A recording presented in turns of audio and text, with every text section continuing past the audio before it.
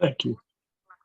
Thank you, Anna. That was very kind words, and I appreciate every one of them. So, good evening, everybody, and welcome to our third installment of Expanding God's Consciousness. And what I really want you to get is I am foremost and confident of being an alcoholic who, by the grace of God, has separated me from alcohol since December 23rd, 1972. I belong to a group. The group is called Agape, and it's a meditation meeting. And my name is John, and I just want to throw in, I do have a sponsor. I've had the same sponsor for 50 years, actually. The fellow that 12-stepped me at the right young age of 23 is still my sponsor, and it turns out to be a lifelong, it's more than a friend, it's a kindred spirit. Him and I share a lot of laughs together, and tease each other, and at the same time, it's evident that we have love for each other. So I've been praying this week and thinking about the workshop, and I want to say this to you. This may sound kind of weird, but I do want to say this to you because I think it's important that you understand. You know, what authority do I have to lead a workshop on God consciousness? You know, simply, I want you to know that I'm a wounded drunk. And I'm willing to travel a daily spiritual journey called life, asking and perhaps begging for a healing. And it's still necessary for me to do that, to explore this idea of freedom. I don't want to leave you with the opinion that I'm an authority, because that would be misleading. I don't want to leave you thinking that I have everything under control. Just the opposite. Today I woke up this morning, 74 plus many days. I've never been 74 years old with as many days in my life, so it's a new adventure for me, how I'm going to respond to my environment, how I'm going to respond to any stimulus in the environment, how I'm going to honor and explore the possibility that I'm doing God's will. So it's new to me today. I would really like you to think about that although I'm speaking in this workshop, God and you are doing the work. And part of what we do here, and it's a practice that's going to be made a little clearer next week, is that beautiful prayer that Anna prayed for us on our behalf. Sometimes what happens, we are so distracted and not present. We may hear the words, but we may be thinking about something else, thinking about doing something else, maybe thinking about what's going to happen next, and we miss the opportunity to be emptied.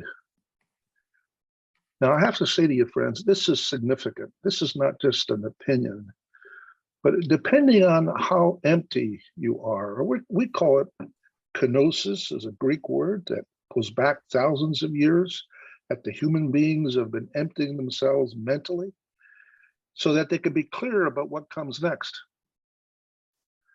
so they can lean in and be available. And in prayer, we want very much to be that way. We want to come from what is written as poor in spirit or childlike. We don't want to have any preconceived notions or assumptions about what it is. We don't want to think we know something based on our past experience, because our brains work in a funny sort of way. They make meaning out of what we experience. And we think the meaning that we make is the truth, and it isn't. The brain makes it up.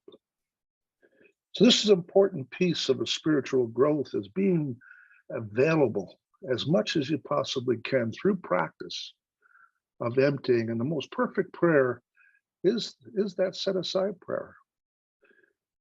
So if you weren't paying attention, or you just heard the words and you weren't doing anything, I just ask you now to imagine all the preoccupation that you walked in this room with tonight, that you're willing to let go of it. And you got to let it go in language. I am now prepared to let go of any assumptions, conclusions, judgments, This idea that I know something, and just let all of that go and become available. You know, just imagine the metaphor of a glass of water, and the glass is filled to the brim, and the water in that glass represents what we think we know. And God is ready to pour out something more magnificent than we can ever imagine. But there's no room. There's no room because we're so concerned about our preoccupations.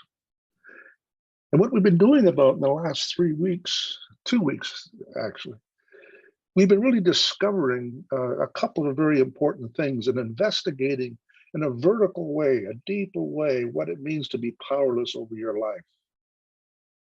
We talked about being powerless over alcohol is really simple. It's easy to understand.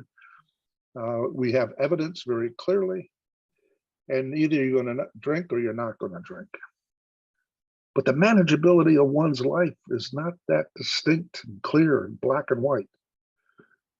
There's levels of which we are willing to let go of what we're concerned with, the life that we want to have, our occupations, our money, our power, our reputation. And what we discovered together is that there's really two types of beings. One is the false self, which you can't prevent from happening, by the way. It's conditioning on growing up. And we make all these incidents and situations and stimulus as we grow up. We create things in our minds so we can survive and maneuver our way through life. And what we're doing is creating a false self. Now you can see the false self because the false self is all about restlessness, irritability, and discontent.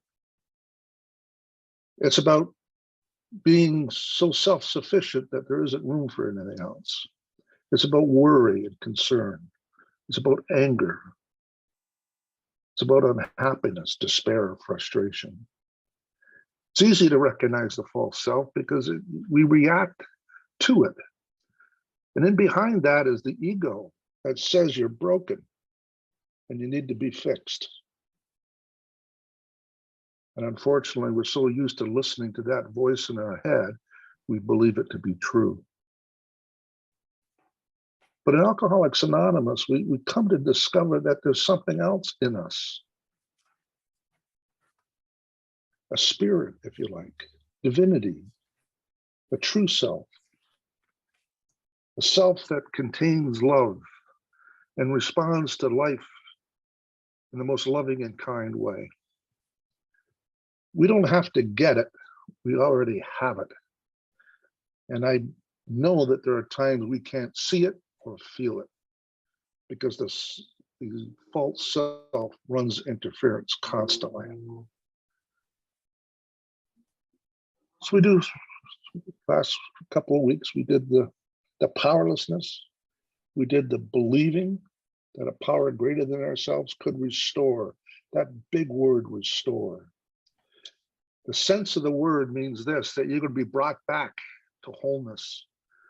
You're not going to be created new or different. You're going to be brought back. And in that word, restore, we begin to see the possibility of wholeness, kindness, being in service and caring for others.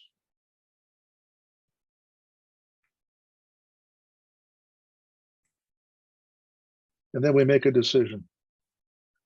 And I know through the comments in our Instagram account, some people got a lot out of that word decide, the CID family of words, meaning to kill off any other options. We make a decision to turn our will and our life over to the care of God, meaning that we're not looking at any other possibilities. We've killed it off. Just like suicide, pesticide, homicide is to kill off. To decide is to kill off any other options.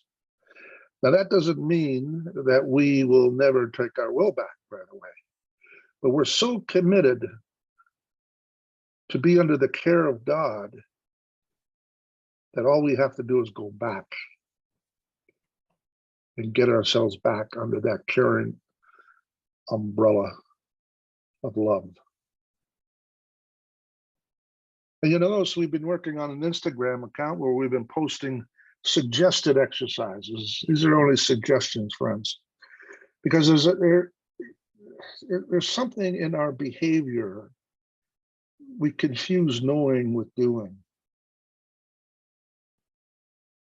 Knowing is not doing. They're two different things. And we're so excited to learn new ideas from the big book and the 12 and 12, other literature, recovery literature, that we learned history. We were able to quote quotes from the books and get some satisfaction and to make these phrases and words really mean something in our lives. And that's a beautiful experience. But it isn't practicing. Knowing is not practicing. And if we really want the full benefit of what AA has to offer, we need to practice. We need to learn, to come to understand, and then really cement it is to practice. I had an occasion to talk to someone this week, and they were talking about, and they come across very clearly that they knew what to do and what's going on, and it was very obvious the person knew. But somehow or another, knowing got interfered with practicing it. See, this is what we have to be careful of. And every time I share at a meeting or I listen in a meeting, when I'm part of the audience, I make it a habit of taking one thing away for me to practice on, one new thing. And that's when I know I've had a successful meeting. See, I used to seek to be inspired. I didn't seek to work. But today I've learned some hard lessons in Alcoholics Anonymous. Hard lessons that could have been corrected if I was prepared to practice principles. And somehow or another, I thought learning them was enough. So I've gotten ahead of myself.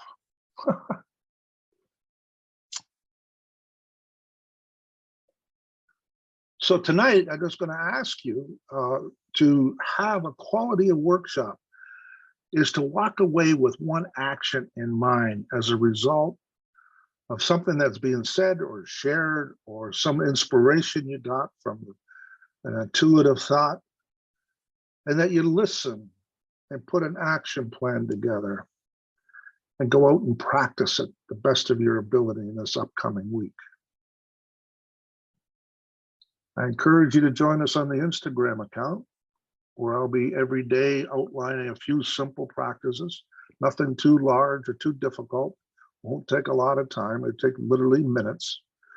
Because what we're trying to do here is change our focus from the false self into the true self in God's presence. Just the change in the focus will help you to expand God's consciousness.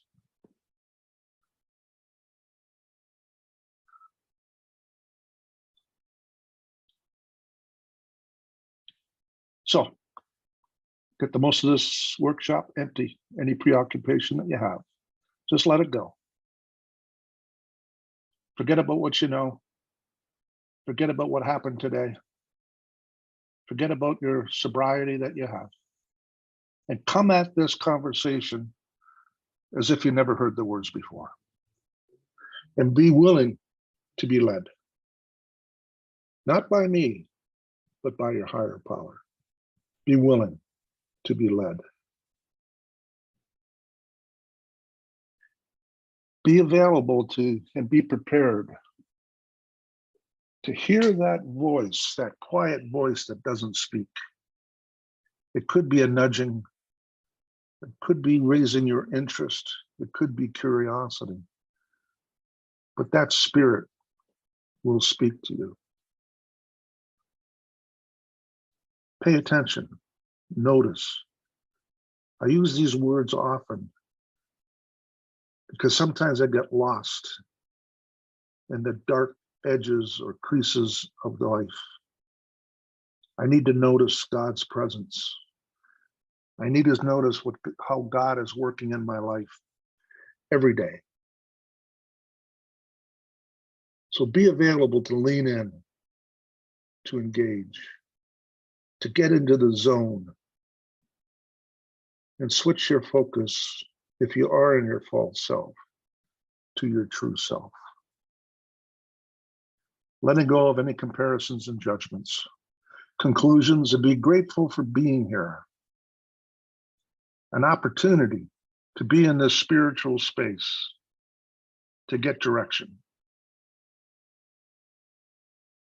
So quickly, we're going to review the last 2 weeks. We're surrendering because we're powerless to manage one's life, and believing a power. There's so much power that we're going to be restored to our original true self.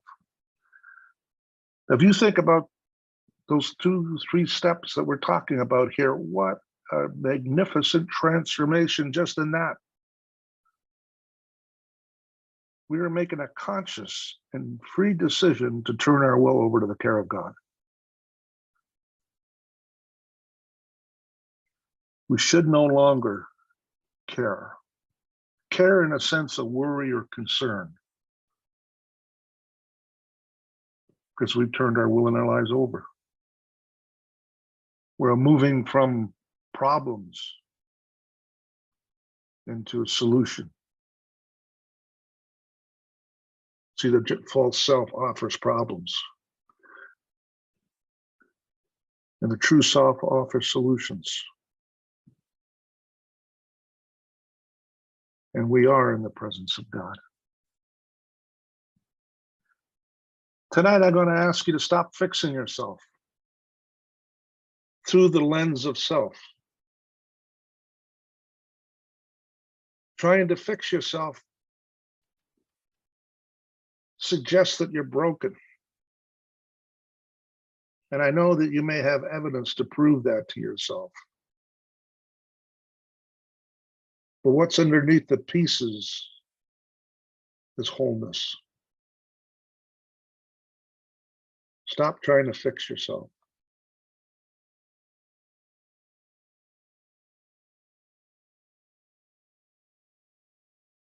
Maybe under our self-created rubbish is perfectly connected soul. Once restored, everything changes.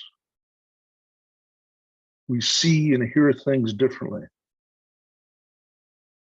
But the ego keeps telling us that we're broken, so it can remain in control. It's a fighter. You'll never lose it.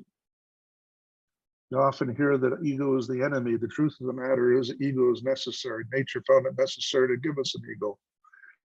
What we need to do is to manage it in some way so it doesn't define us. See, the ego isn't the enemy. We're the enemy because we believe and be defined by our ego.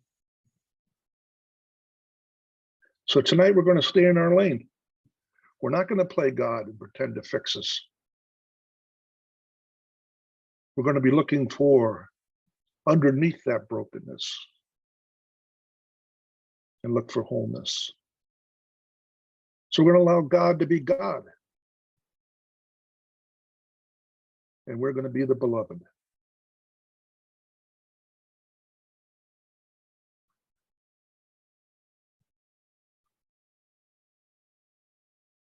Steps 6 and 7 clearly and succinctly explains what to do. We're entirely ready to have God remove all these defects of character. In my view and experience, become entirely ready is about the willingness to allow, to trust, and to surrender is being prepared. As simple as that. We become ready. And if you can imagine other areas of your life where you became entirely ready, it might be going to work every morning, the effort you put on to be able to go out the door to go to work. the clothes that are ironed, the face washing or the shower, or brushing of the teeth, the eating of the breakfast, looking over your agenda perhaps. All those things get you ready to go to work. And in this spiritual step, we have to be emotionally and mentally ready, entirely ready, meaning we have to allow. See, one of the biggest mistakes I made, and I don't know if you can identify with what I'm about to say, I was operating on self-sufficiency for many, many years. I thought that was the work. Somehow I didn't read those steps 6 and 7. I didn't follow that direction. In my mind, I went on a journey of self-help, fixing my problems, agonizing over the thoughts I had, concluding that I was broken and weak and undisciplined, not smart enough, not educated enough, not intelligent enough. And I kept at that game for many, many years. And that's not at all what steps 6 and 7 are about.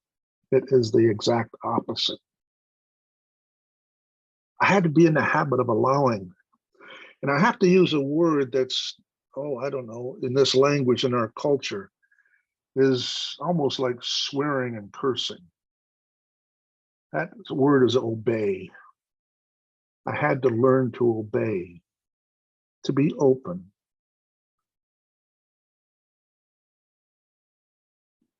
So this is all about letting. And as we approach step 6, and we're becoming entirely ready, we're allowing and letting God move in the way in which God is going to move, not the way I want him to move.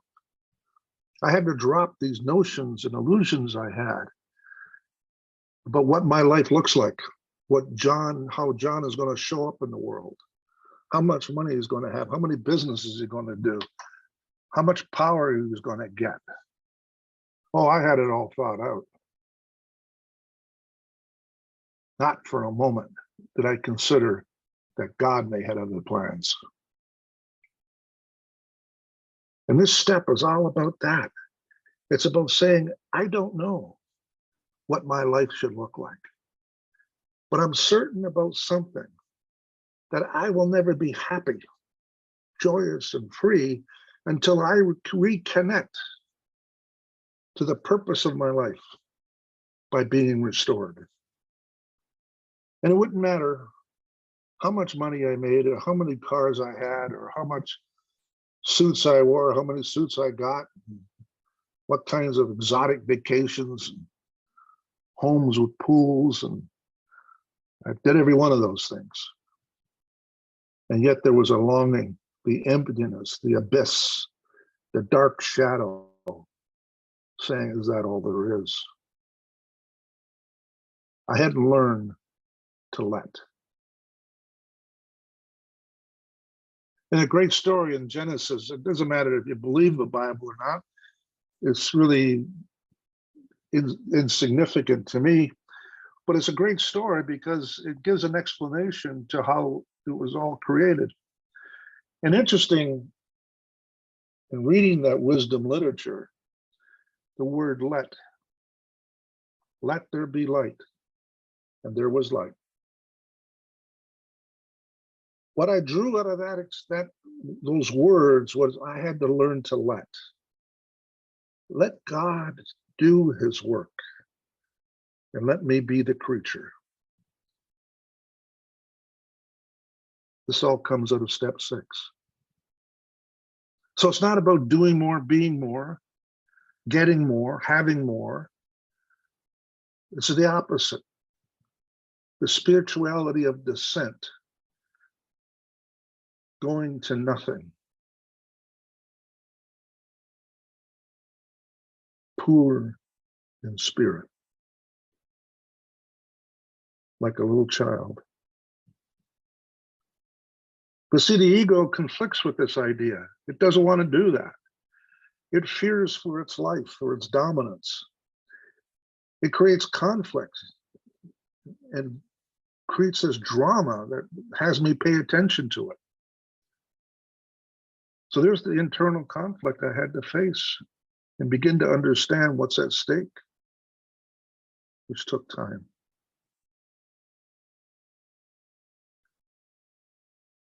So now we're ready. We're ready to let. We're ready to allow. We're entirely ready. And in step 7, it talks about humbly asked him to remove our shortcomings. Now, friends, humbly is asking. Meaning is we are so prepared to let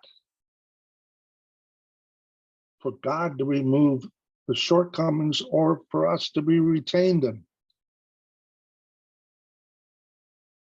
Maybe it's not in God's design to relieve us with some embarrassing defects of character. Maybe there's more for me to learn. I had to learn to trust when humbly ask him to remove our shortcomings. In other words, I am now going to follow the dictates of this creator, this powerful creator in my life, to shape and fashion me the way that he had always intended. But what about my agenda? I don't want to be a hole in a donut. I want what I want. And that is the human journey. We make up our minds in Alcoholics Anonymous doing these steps is to trust God. Trust doesn't come easy to an adult, particularly an adult who's gone through trauma or has been harmed or harmed people. We go on distrust. And we have experiences to give us that evidence. But we have to learn. We have to learn in order to find peace and happiness and joy in our life. So we humbly ask him to remove our shortcomings. So I'm going to pray this prayer for us. And I want to go through the exercise with you because this is how I pray. It doesn't necessarily mean this is how you pray, or I'm not saying to you, this is how to pray. This is how I pray. And you may like what I'm doing, and you may want to follow it. You may want to modify it. You may want to reject it completely and do the way you're doing it. All of those things are okay with me.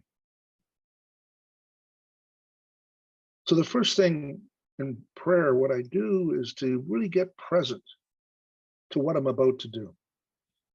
Have you ever started to pray, just read the words, and you finish the prayer and you wonder what happened, if anything? And then you read the prayer like a novel, like an essay. You just get through it. Prayer is an experience. It's a rich, deep spiritual experience. It's an interaction. It's about developing a relationship with God. It's not about getting what you want. The best thing that we could ever get from God is love. That's the best thing. And it's the love that's going to drive out the defects of character, by the way. So really what we're engaging is deepening and strengthening this relationship that we have with a higher power. So I imagine, to begin with, that I'm standing on holy ground. And I'd like you to do the same. Wherever you're sitting, wherever you're at, call to mind the presence of God within you. Remember that you're on sacred ground. You're not entitled to have another breath in this life.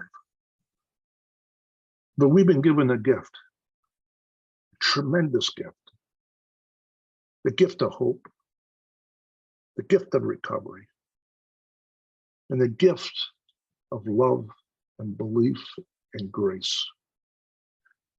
So let us call to mind the sacred ground on which we're standing.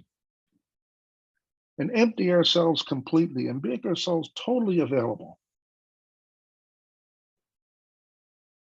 And I'm going to pray the 7-step prayer.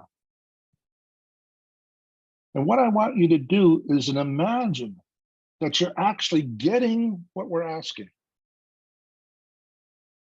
I want you to allow it through your mind, past your mind, and into your heart. Just let. Just let. There's nothing else for you to do. Don't examine it. Don't analyze it. Don't look for evidence. Those are all false self things using our mind. Prayer is about raising our hearts and mind, raising our hearts to God. And everyone is capable of this because it's a natural process. First thing you'll notice, I'm going to pray slowly. I'm going to allow the words to develop, not only in my mouth, but in my spirit. So once again, we're empty, we're available, and we're prepared to let. My Creator, I'm now willing that you should have all of me. The good and the bad.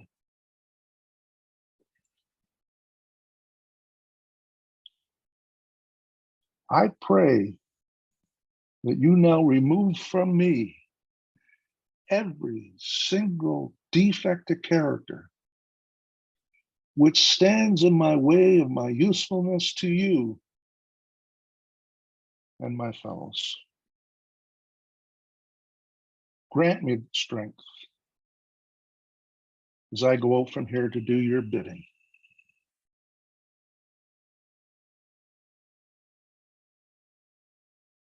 Now, at the end of the prayer, I sit in silence for a moment. Now, we won't do that here because it's a recording. It's being recorded, and it's going to sound kind of odd. But what I do, I sit with it for in a moment of silence, maybe 1 or 2 minutes, to allow it to absorb into my soul. And I'm feeling gratitude for the experience that I'm just having. And the last prayer I say is thank you for the gifts that you have given me. I assume that God has changed me in ways in which I could never know,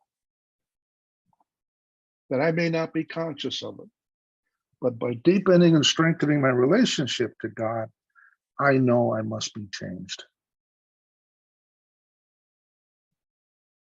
You see, expanding God's consciousness, going back to the title, we have got to have a living presence about God in order to expand. We can't have a 10-minute prayer period and go out and do our work all day, not think about God, and at the night make a fast prayer. That will never expand consciousness. That's just the hard truth. We need to carry these things, these ideas everywhere, every day in our lives, and pay attention and notice the presence of God working in us and through us, looking for opportunities for us to show up with kindness, with love and tolerance. See, that's widening and strengthening and deepening this God consciousness. Now, there isn't one of us to do it 24/7. So each of us have work to do. Because I believe by being in God's consciousness is where the true self can actually provide us with the peace and joy, the happy, joyous, and free idea is only with and through God.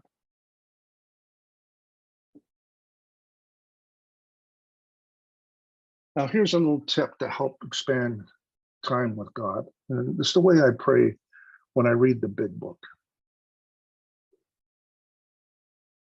Today, the big book is being read and studied in every community in our fellowship. You can jump on Zoom and participate in many great study groups. It's just wonderful.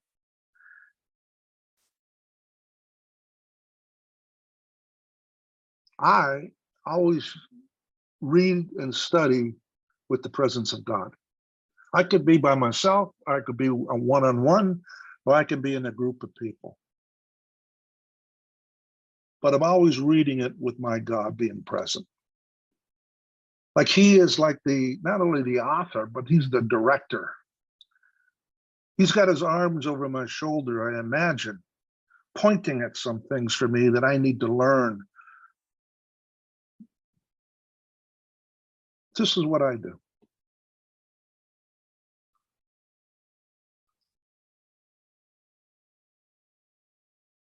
First thing I say, what is the author saying? Pretty obvious. I read a paragraph, read a sentence. What is the author saying? And I try to analyze what the author is saying. What did Bill Wilson mean by this? What's he saying to me? But then I take another step. In step two, I see, how can I identify what the author is saying to me? How does it relate to me? How does this experience relate to me? Step three is, what is God saying to me here? God, what are you saying to me? I'm listening. What are you teaching me? What are you pointing to? What should I undertake? How can I conform to do your will? Show me in what I just read. Then I say something to God, like, thank you for showing me that. I didn't see that word like that before. I didn't look at it from that perspective, although I may have read it 100 of times. Thank you for showing that to me. So I offer some sort of prayer back. So there's an interaction happening, you see? It's furthering a development, this God consciousness, this relationship is growing. What do I want to say to God? And then finally, what I do is, what action am I taking today due to the reading or the studying of what I just read? You see, to practice those great words and those wonderful sayings that we come accustomed to, what can I practice? How is this going to develop my character? What action am I going to take? And I like to use the word action as something observable. If somebody in my life that's close to me in my inner circle can point to me and say, well, you're doing that differently, or you're saying that differently. That's when I know I'm in action. See, that's how I study the big book. It's a collaboration with the divinity and whoever I'm with. I'm not separating myself from whomever I'm with. But my teacher, friends, is God. Is God. So I want to go say another prayer with you. And I'm sure everybody has read this many times. It's a favorite of many people. And first of all, I want to get back to this place of emptiness, that we're available and that we're allowing. And we're going to allow these words to soak through our brains and into our hearts. So we're digesting them. They become our DNA. And it's the great fact. Let's receive it tonight in its totality. Let's receive it. Let's us allow this transformation to take place tonight. Here's a striking thing. It's in chapter 2. There is a solution on page 25. Now think about that. Chapter 2, the beginning of the big book. In the early stages of the big book, we have this great fact. And it's a statement.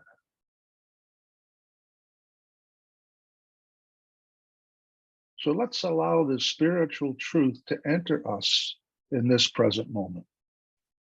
We're on sacred ground still. The presence of God is all around us and in us. He's guiding us and directing us, and is leading us to this place that we can begin to understand how much he loves us. And it states this: the great fact is just this, and nothing less.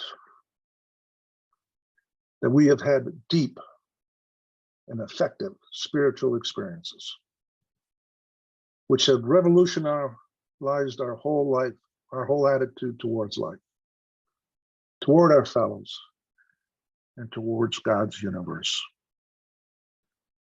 The central fact of our lives today is the absolute certainty that our Creator has entered our hearts and lives in a way which is indeed miraculous. He has commenced to accomplish those things for us which we can never do by ourselves. This is not about fixing, friends. We're not playing God. We're not fixing ourselves. God has commenced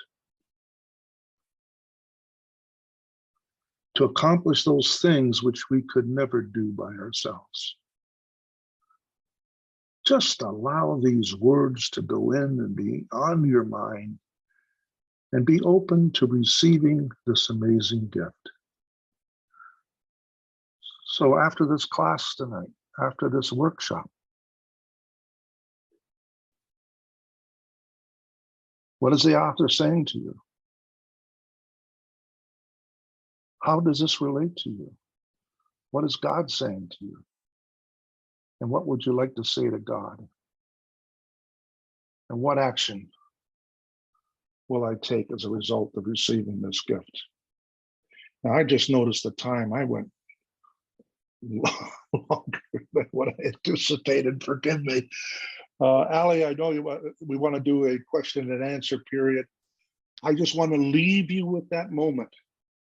And I want you to be transformed as a result of praying the 7-step prayer and allowing the great fact to insulate us, to guide us in our decisions and choices, so that we begin to sense the miracle that's actually happening in us in this moment. Thank you, friends, for your generous listening. God bless.